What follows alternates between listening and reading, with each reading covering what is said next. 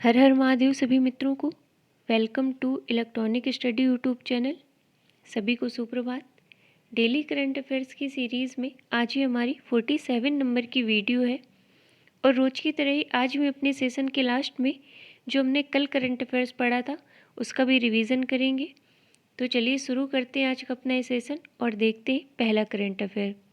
Tokyo Olympic 2020 में भारतीय खिलाड़ियों के लिए इंडियन ओलंपिक एसोसिएशन की तरफ से एक घोषणा की गई है कि जो भी भारतीय खिलाड़ी टोक्यो ओलंपिक में स्वर्ण पदक जीतेंगे उनको 75 लाख रुपए, रजत पदक जीतने वाले खिलाड़ियों को 40 लाख रुपए और कांस्य पदक जीतने वालों को 25 लाख रुपए की नगद राशि प्रदान की जाएगी। अब जान लेते हैं जो अभी तक के ओलंपिक खेल हुए उनमें भारत में कौन कौन पदक विजेता रहे हैं। तो पहले नंबर पर है पीवी सिंधु। ये एक बैडमिंटन खिलाड़ी हैं और इन्होंने टोक्यो ओलंपिक में कांस्य पदक अपने नाम किया है और कांस्य पदक के मैच में इन्होंने चीन के शटलर बिंग जियाओ पर जीत दर्ज की है। अगले नंबर पर है मीराबाई चानू। ये एक वेट लिफ्टर है और टोक्यो ओलंपिक में इन्होंने 49 किलोग्राम वर्ग में सिल्वर मेडल जीता है और वेट लिफ्टिंग में रजत पदक जीतने वाली ये पहली भारतीय महिला खिलाड़ी बन गई हैं। इसके अलावा इनके विषय में एक तथ्य आप और ध्यान रखिएगा कि यदि आपसे पूछा जाए टोक्यो ओलंपिक 2020 में भारत को पहला मेडल किस खिलाड़ी ने दिलाया है तो यह भी मीराबाई चानू है। इन्होंने खेल के पहले ही दिन वेट लिफ्टिंग में रजत पदक जीत लिया था। अगले नंबर पर है लवलीना बोरगोहेन। यह एक भारतीय मुक्केबाज है और इन्होंने टोक्यो ओलंपिक में कांस्य पदक अपने नाम किया है और 125 साल के ओलंपिक इतिहास में ये असम की पहली एथलीट बन गई हैं जिन्होंने पदक जीता है। अगले नंबर पर है हमारी भारतीय पुरुष हॉकी टीम और इन्होंने टोक्यो ओलंपिक में कांस्य पदक अपने नाम कर लिया है जर्मनी को हराकर और इसी के साथ भारतीय हॉकी टीम ने 41 साल बाद ओलंपिक में पदक हासिल किया है। इससे पहले यदि बात की जाए तो आखिरी बार साल 1980 में हॉकी में ओलंपिक मेडल मिला था भारत को और अब 41 साल बाद भारतीय पुरुष हॉकी टीम ने ओलंपिक में कांस्य पदक जीता है। और जो भारतीय हॉकी टीम के कप्तान हैं हमारे मनप्रीत सिंह, इनके विषय में मैंने आपको बताया था कि इन्हें ओलंपिक खेलों के लिए भारतीय ध्वजवाहक के रूप में नामित किया गया था और इनके साथ एमसी मैरी कॉम भी थी। तो यह भी आप ध्यान रखिएगा। अगले नंबर पर है रवि कुमार दहिया। यह एक पहलवान है और इन्होंने टोक्यो ओलंपिक में रजत पदक अपने नाम किया है। अगला करंट अफेयर है पद्मा सचदेव। तो ये हिंदी एवं डोंगरी भाषा की प्रसिद्ध लेखिका हैं और कवयित्री हैं। तो अभी इनका हाल ही में 81 वर्ष की उम्र में निधन हो गया है। और कल मैंने आपको बताया था जो मशहूर कथकली कलाकार थे नेल्लियोट वासुदेवन नमूद्री, इनका भी 81 वर्ष की आयु में निधन हो गया है। और यदि और लोगों की बात की जाए तो नंदू नाटेकर जो कि बैडमिंटन खिलाड़ी थे, इनका भी अभी कुछ दिन पहले ही निधन हो गया था। इसके अलावा मैंने आपको बताया था भगीरथी अम्मा के बारे में जो कि केरल से संबंध रखती हैं। इनका 107 वर्ष की उम्र में निधन हो गया था और ये केरल की सबसे उम्र दराज स्टूडेंट थी। तो ये महत्वपूर्ण हो जाता है। अगले नंबर पर है एक पुस्तक बालाकोट एयर स्ट्राइक। तो ये हाल ही में लॉन्च हुई है और इसको लिखा गया है मनन भट्ट के द्वारा। आप सभी को ज्ञात होगा कि 14 फरवरी 2019 को जम्मू कश्मीर के पुलवामा में आतंकी हमले में सीआरपीएफ के 40 जवान शहीद हो गए थे। इसके बाद पाकिस्तान से बदला लेने के लिए भारत की तरफ से 26 फरवरी 2019 को इंडियन एयर फोर्स के द्वारा पाकिस्तान के बालाकोट में हमला किया गया था और वहाँ के आतंकवादियों को मार गिराया गया था। तो उसी के संबंध में ये पुस्तक है जिसको लिखा गया है मनन भट्ट के द्वारा। और सीआरपीएफ की बात हुई है तो इसके विषय में मैंने आपको बताया था कि अभी कुछ दिन पहले ही सीआरपीएफ ने अपना 83वां स्थापना दिवस मनाया था और वर्तमान में सीआरपीएफ के महानिदेशक हैं कुलदीप सिंह। अगला देखते हैं दुनिया की सबसे ऊंची सड़क, इसका निर्माण हुआ है जम्मू कश्मीर के लद्दाख में। इसके बारे में जान लेते हैं। जो हमारा सीमा सड़क संगठन है यानी बीआरओ है, इसने लद्दाख में मोटर वाहन चलने लायक दुनिया की सबसे ऊंची सड़क बनाई है और ये सड़क 19,300 फुट से अधिक की ऊंचाई पर स्थित है, जो कि उगलिंगला टॉप से होकर गुजरती है। अगर करंट से रिलेट किया जाए तो मैंने आपको बताया था कि अभी कुछ दिन पहले ही एनटीपीसी के द्वारा भारत का पहला ग्रीन हाइड्रोजन मोबिलिटी प्रोजेक्ट भी लद्दाख में ही स्थापित किया गया है। इसके अलावा यदि आपसे पूछा जाए भारत का पहला केंद्र शासित प्रदेश जिसने 100% टीकाकरण का लक्ष्य प्राप्त कर लिया है तो वो भी लद्दाख था।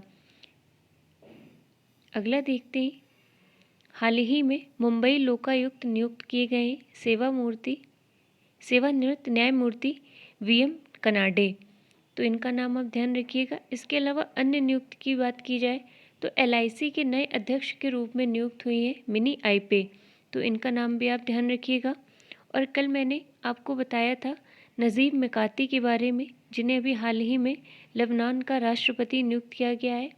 और ईरान के राष्ट्रपति के रूप में नियुक्त हुए इब्राहिम राइसी, और ये ईरान के हमारे 8वें नंबर के राष्ट्रपति होंगे। इसके अलावा यदि अन्य नियुक्त की बात की जाए तो एनसीबी यानी नारकोटिक्स कंट्रोल ब्यूरो, इसके अध्यक्ष के रूप में नियुक्त किए गए थे एसएन प्रधान। और एचसीएल कंपनी के नए एमडी के रूप में नियुक्त हुए सी विजय कुमार।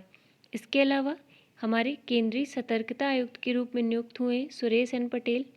और यदि आपसे पूछा जाए बेड बैंक के सीईओ के तौर पर कौन नियुक्त हुए तो ये पद्म कुमार मंगलम नायर थे। और फेडरल बैंक के नए एमडी और सीईओ के तौर पर नियुक्त किया गया था श्याम श्री निवासन को।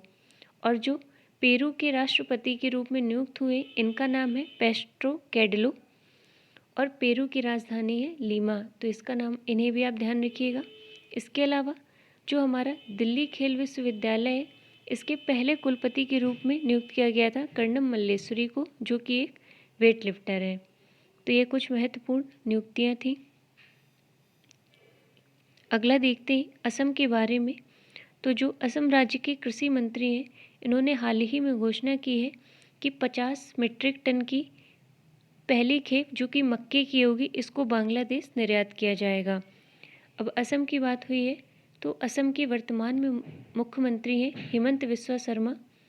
और अन्य तथ्य में यदि बात की जाए तो मैंने आपको बताया था अभी कुछ दिन पहले ही असम में हेमंत बिस्वा शर्मा के द्वारा बांस औद्योगिक पार्क का शिलान्यास हुआ था। और असम के कछार जिले को ही स्कॉच पुरस्कार से सम्मानित किया गया था। और यहाँ की जो कीर्ति झल्ली है, इनको रजत राष्ट्रीय स्कॉच पुरस्कार मिला था। इसके अलावा असम के मुख्यमंत्री के द्वारा एक घोषणा हुई थी कि जो भी राष्ट्रीय खेल पदक विजेता होंगे इनको असम में सरकारी नौकरी दी जाएगी। अगला देखते हैं उत्तराखंड भूकंप अलर्ट। तो यह भी हाल ही में उत्तराखंड के मुख्यमंत्री पुष्कर सिंह धामी के द्वारा लॉन्च किया गया है। और ये भारत का पहला भूकंप अलर्ट मोबाइल एप्लीकेशन होगा। इसके अलावा अन्य तथ्य में यदि करंट से रिलेट किया जाए तो मैंने आपको बताया था कि भारत का पहला पॉलिनेटर पार्क भी उत्तराखंड में ही स्थापित किया जाएगा। अगला देखते हैं हर हित स्टोर योजना। तो ये योजना शुरू की गई है हरियाणा राज्य सरकार के द्वारा, जिसका उद्देश्य है युवाओं को नए रोजगार उपलब्ध कराना और उन्हें आत्मनिर्भर बनाना। अन्य योजनाओं की बात की जाए जो हरियाणा में शुरू की गई थी, तो एक योजना थी वन ब्लॉक वन उत्पाद योजना, तो यह भी हरियाणा में ही शुरू की गई थी। और अन्य तथ्य में देखा जाए तो हरियाणा में ही देश का पहला ग्रेन एटीएम पायलट प्रोजेक्ट शुरू किया गया था, जिसका उद्देश्य था कि जो उपभोक्ताओं को खाद्यान्न के लिए सरकारी राशन डिपो पे कतार लगानी पड़ती थी, वो सब नहीं करना पड़ेगा। और इस मशीन के द्वारा एक बार में ही 5 से 7 मिनट के भीतर 70 किलो तक अनाज निकाला जा सकेगा।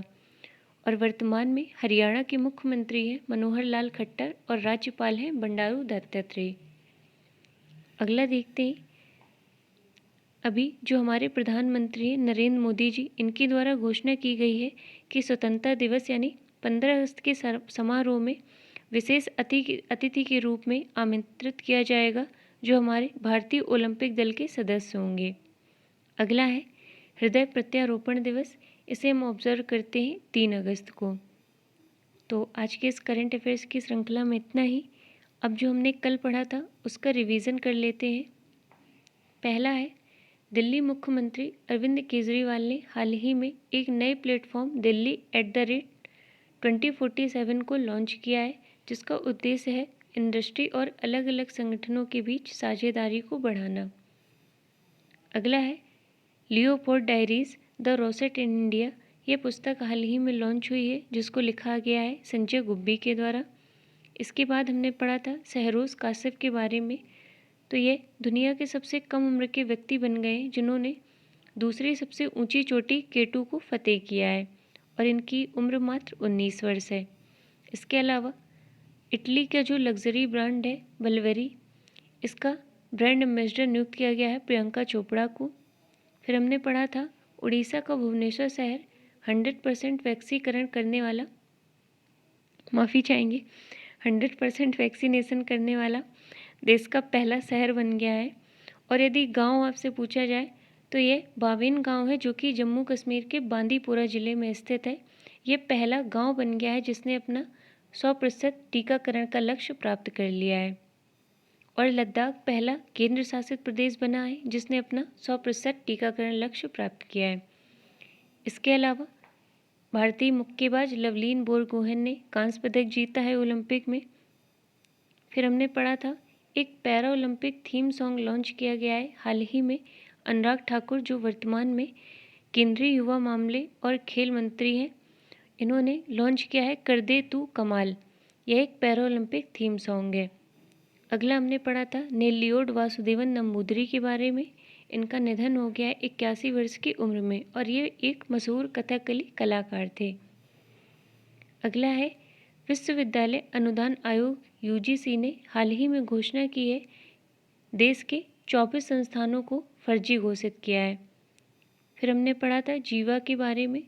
ज्वेलरी स्टार्टअप है जो इसके ब्रांड एम्बेसडर के रूप में नियुक्त हुई है अनुष्का शर्मा।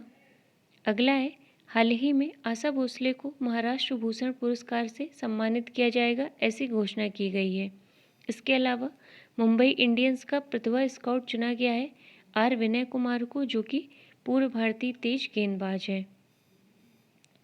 फिर हमने पढ़ा था आर्मेनिया के नए प्रधानमंत्री के रूप में नियुक्त हुए निकोल पशिन्यान।